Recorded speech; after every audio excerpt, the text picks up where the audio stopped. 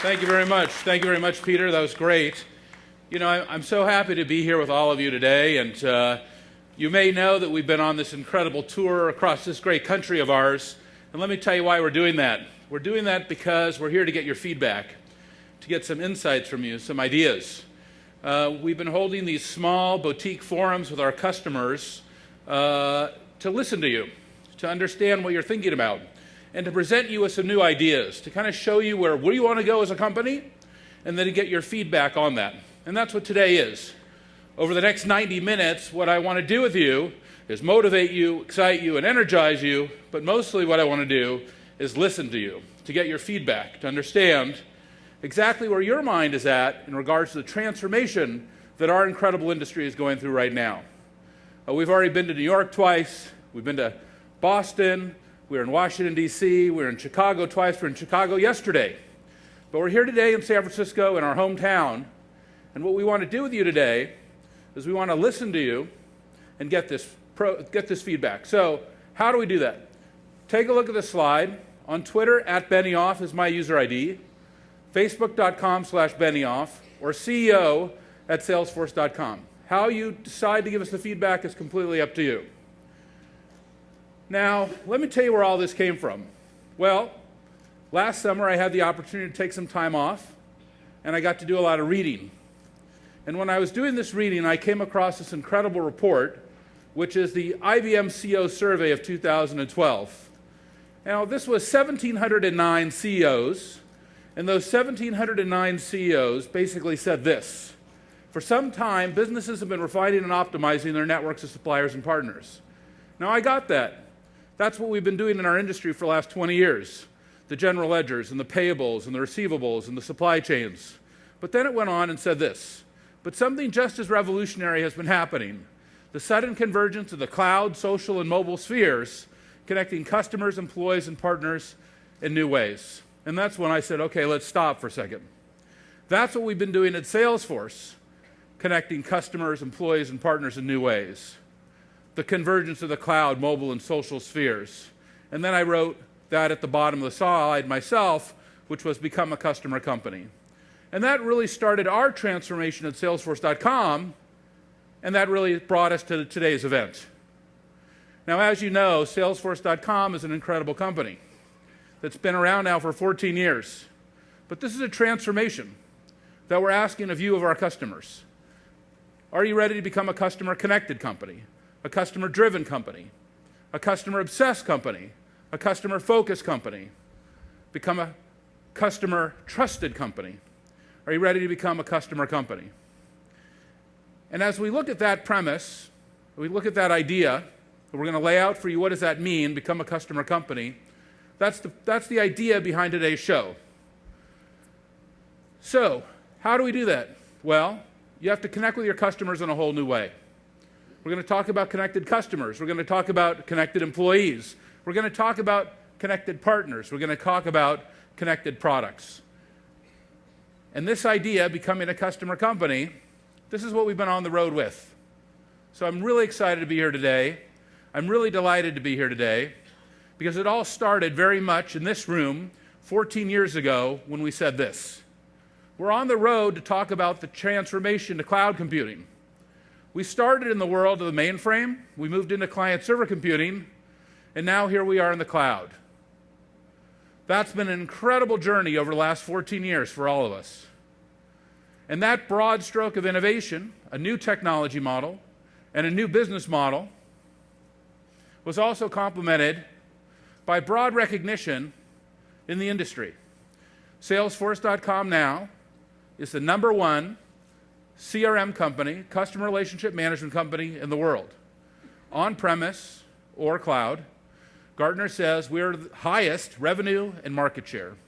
That's an incredible transformation for our organization and really for the whole industry, that Salesforce became #1 in CRM.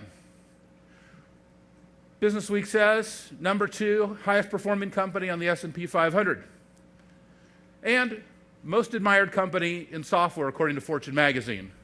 Forbes said the most innovative company in the world now 2 years in a row. And we're really honored for this credible praise. But it's not just about this new technology model. It's not just about this new business model. It's also about a new philanthropic model as well that we've been pioneering. Because as you know, when we started this company, we put 1% of our equity, 1% of our profit, and 1% of all of our employees' time in a 501c3 public charity. It was very easy. We had no equity. We had no profit. We had no time. But as we've grown and as we become more successful, we've been able to give back more to the community, more to our hospitals and more to our schools and more to the homeless. And that's been very gratifying to all of us at Salesforce. So it's really been the proving of these different models. But I want to put all that aside now. And what I want to do is I want to talk to you about the huge and incredible transformation that is going on in our industry today. It's all around us, and it's really what everyone is talking about. It's the third wave of computing. We've moved from the mainframe and the SNA networks and the terminals, and we were squarely in client-server computing. The PCs, the LANs, the WANs, and the servers. But now we're moving into this incredible new world. And this incredible new world is on the mind of all of our customers. As I've gone around the world, as I've gone around this country, this is the conversation that everyone wants to have. I'm also on the board of Cisco Systems. We call it the Internet of Everything. But it's the Internet of Things, because my car is on the network, my refrigerator is on the network, my camera's on the network. We're going to talk about some amazing things that are on the network. And that idea that everything is on the network and that everything is wireless on these incredible high-speed LTE networks and everything is the cloud is squarely the third wave of computing. And it's transformational. It's changing who we are as an industry. It's changing how we think about our very organizations that we work in every single day. But this change, this transformation, is part of this continuum in our industry that has been going on for decades. We've had this incredible shift from mainframes to minis to client-server to the cloud to social networks and the incredible rise of mobile computing that is now dominating our industry. But each one of these revolutions has been a little bit different than what's happening now. And we believe that as you move into the Internet of Things, as you move into the Internet of Everything, what's going to happen, the transformation that we're all going to go through, is this incredible customer evolution. And it's based on these incredible 7 changes in our industry that are going on today. Now, these 7 changes are the things that we really have our mind on at Salesforce. What are they? Well, number 1, social. Mobile, number 2. Big data, number 3. Community. Number 4, the app revolution. Number 5, the cloud and trust. When you look at what's happened with social, you look at this incredible transformation that's happened, 4.5 billion people on social networks. It's amazing. It's redefined how we operate with computers. It's a completely new user interface.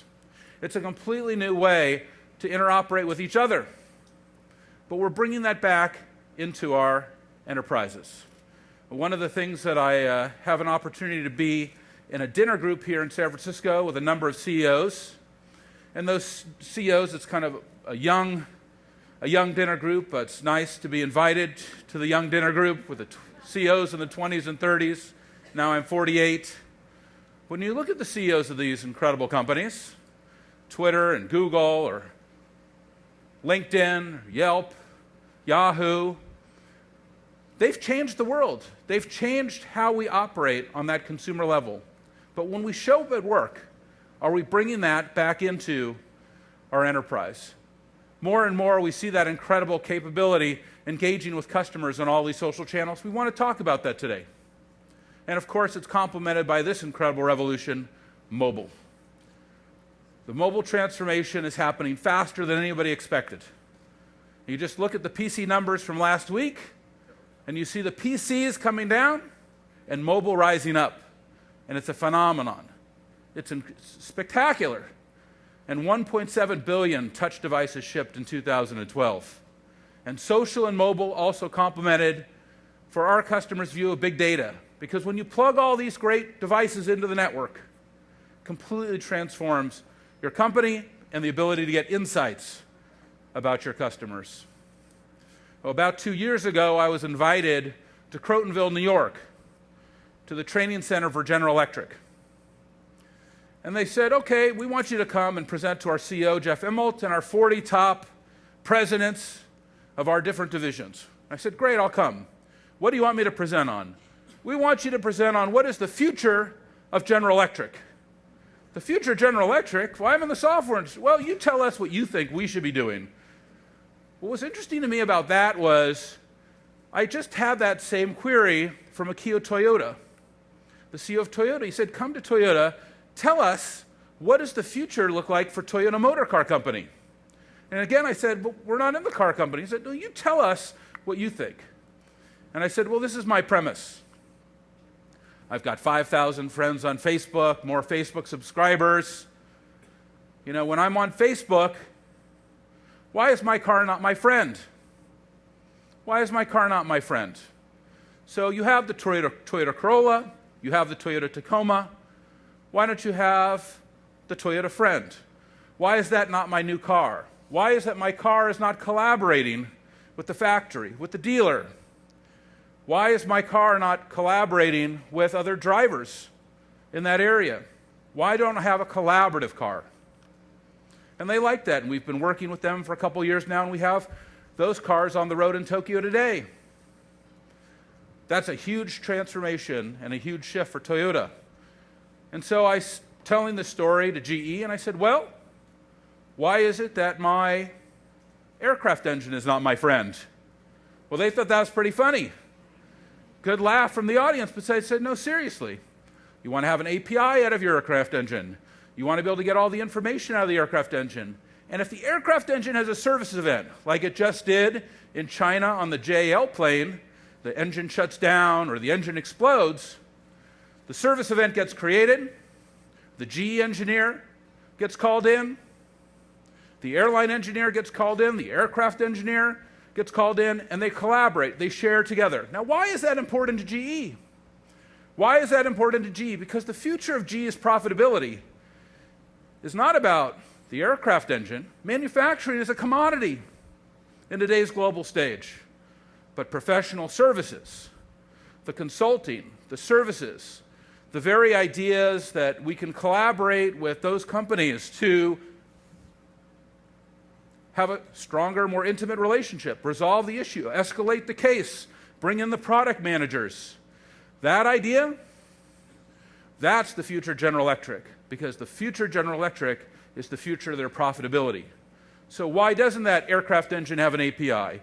Why does that CT scanner not have an API? Why does that turbine have an API?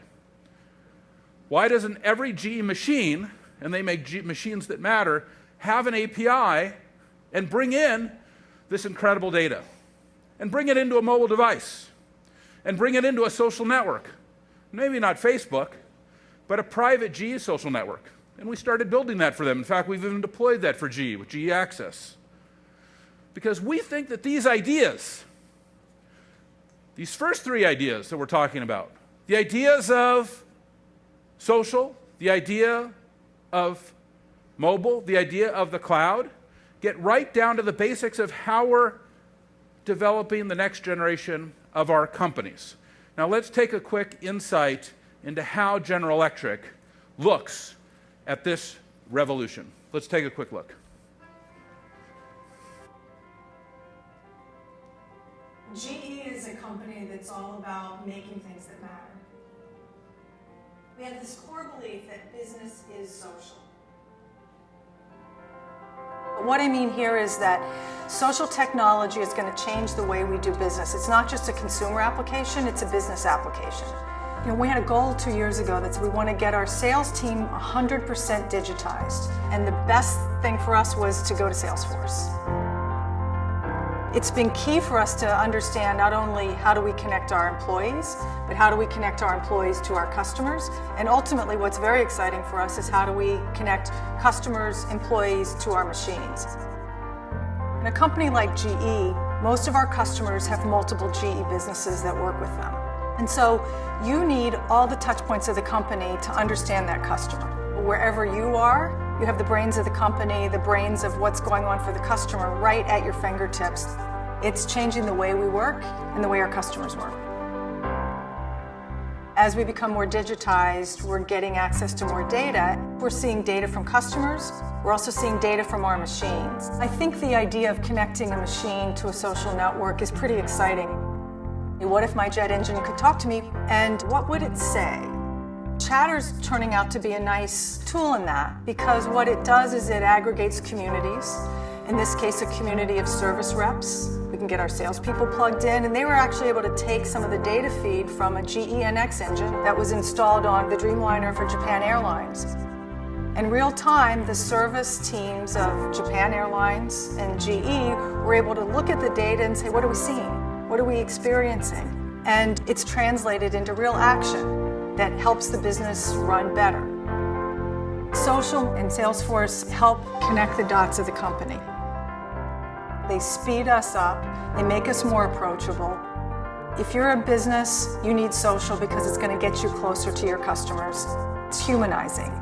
The ability to query somebody real time and get feedback and to get people to help make what you do better. I mean, that's a marketer's dream.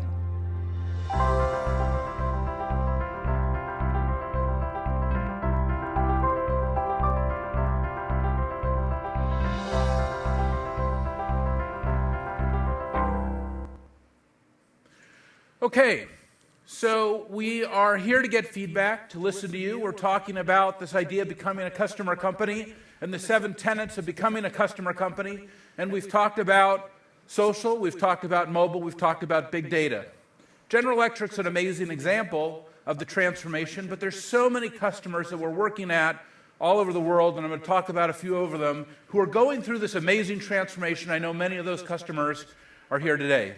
Because when you're connecting your customers into a social network, and you're connecting your employees into a social network, and you're connecting your partners into a social network, and you're connecting your products into a social network, you're building these amazing communities. And you heard Beth Comstock, the Chief Marketing Officer of General Electric, just talk about the importance of communities. We work with GE Capital, which is one of her companies that provides financial services to mid-market companies in the United States. And in that organization, they wanted to build best practices by getting all those customers together virtually all the time, building their own social network for the customers. And we saw dramatic increases in revenue and profitability and customer engagement by focusing on development of these incredible communities like GE Access. And that really will go on and on and on, because as we start to build up these communities, we can continue to enhance and extend our experiences with our customers. Well, another key tenet of this is, and everywhere I go, every one of our customers is now in our business. Everyone's becoming a software company. Have you noticed that? Isn't that incredible? It doesn't matter if it's, again, Toyota or GE or whoever it is. I was with an incredible customer of ours in Chicago, Caterpillar. They're becoming a software company. I thought they made tractors. They don't make tractors, they make software. Every company is becoming a software company because there's an apps revolution. You know, on the screen here, it's referencing Coca-Cola. One of the most incredible things that Coca-Cola is doing to connect their loyalty program and their dealer manager program and their drivers delivering their products is the development of all the apps to connect all of those incredible organizations together. And that has made a phenomenal apps revolution that all of us are experiencing today. How many here have downloaded already an app from an app store or an app exchange or something like that? Has anyone here downloaded something like that? Everybody has. But what's amazing about that? It's just beginning. It's just beginning, and every company wants to become part of that incredible revolution. And it's all based on the cloud. They're not building new data centers. They're not buying more software and hardware and hooking it all up together. They're using these pre-built data centers called the cloud and these multi-tenant systems. And that's a phenomenon. And of course, that's been why Salesforce grew 37% on a constant currency basis last year. The cloud is incredible, and it's the most significant driver of our whole industry. Well, I have to tell you another story. Well, we work with another amazing company called Philips. Have you heard of Philips? And they make all kinds of consumer electronics, and they do all kinds of incredible things. And they're making this new toothbrush. And the toothbrush, how many of you know the Sonicare toothbrush? Anybody here have a Sonicare? Okay, you know what I'm talking about. So, this new toothbrush has Wi-Fi in it. It's GPS located. And, it's connected. You're brushing your teeth. It's keeping track of, you have a connected scale, right? You're wearing, a health monitor. Okay, the toothbrush is keeping track of how you're brushing your teeth. Now, you go to your dentist. The dentist says, well, tell me, have you been brushing? Oh, yeah, I've been brushing. Well, let's take a look. Let's see how you've been brushing, how long you've been brushing. You've opted the dentist into the toothbrush network. It seems almost absurd or silly, but it's completely true. That's what's amazing about what's going on today. But let me tell you something that's so interesting about that point. It's not just about when we're connecting all the time. It's not about why we're connecting. We know we have to connect. It really gets down to something much, much deeper, because when you're in that dentist chair, okay, and you're talking with your dentist, it's really about the how. It's about how you're connecting, because the power of that is trust. It's with all that data about you out on the network and everything you're doing in your health, in your education, in your business, in your family, in your communications, it gets down to another level of trust with the vendors that you're choosing to be part of your life. That is phenomenal. I don't know how many of you saw recently the New York Times article. It did a review of Elon Musk's car, the Tesla, and said, well, it can't really go far enough. Did you all see that article? And then Elon said, no, it does. And they said, no, we did an extensive test, and we couldn't make it to the charging station, and it doesn't go far enough. And he said, really? Well, why are you doing these 360s in the parking lot? How did he know? Because it's a connected car, right? So it's keeping track of all of its data. So it starts to get down to the trust. And the seventh element of becoming a customer company is another level of trust between us and our customers. And this is perhaps the biggest, most interesting transformation of all. Now, when you put these 7 things together, it doesn't matter if you're a Toyota or a GE or a Philips or a Tesla or a New York Times. It's transformational for you because it recreates, it transforms, it re-energizes, it redevelops your relationship with your customer. It means that you have to become a customer company. It means you have to connect with your customers in a whole new way. Now, as I mentioned, we're here to get feedback. We're here to get your ideas. That's why we're doing these smaller, more boutique forums across the world. Let's take a look at what that means to become a customer company. Let's take a look at a quick video, 3-minute video.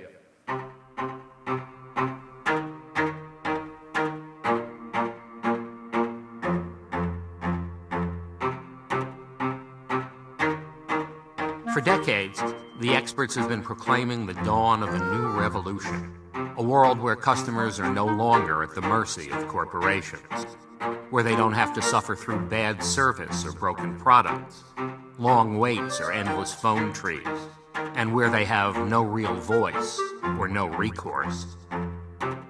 Until now, it's been a hollow proclamation.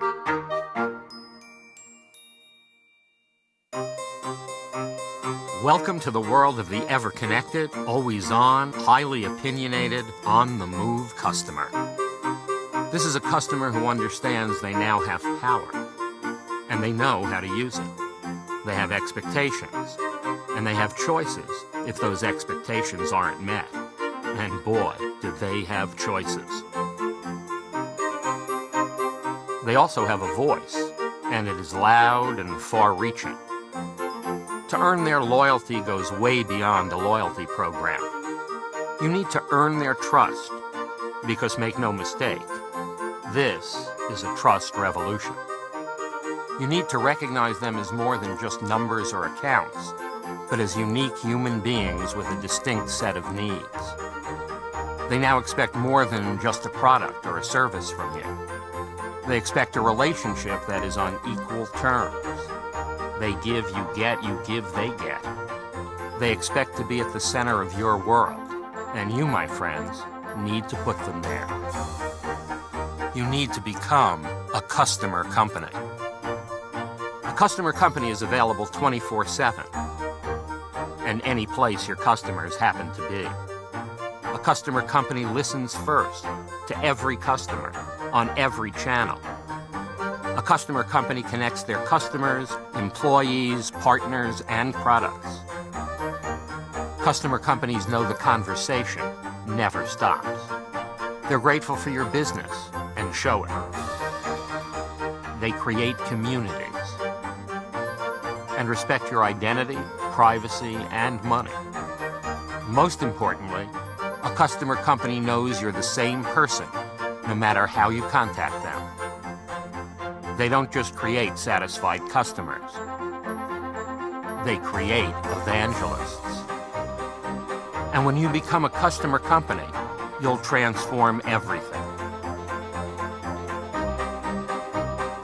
You'll accelerate your growth from the inside out by giving your employees an enjoyable way to truly collaborate with each other. You'll close deals faster, together, gaining a real competitive advantage.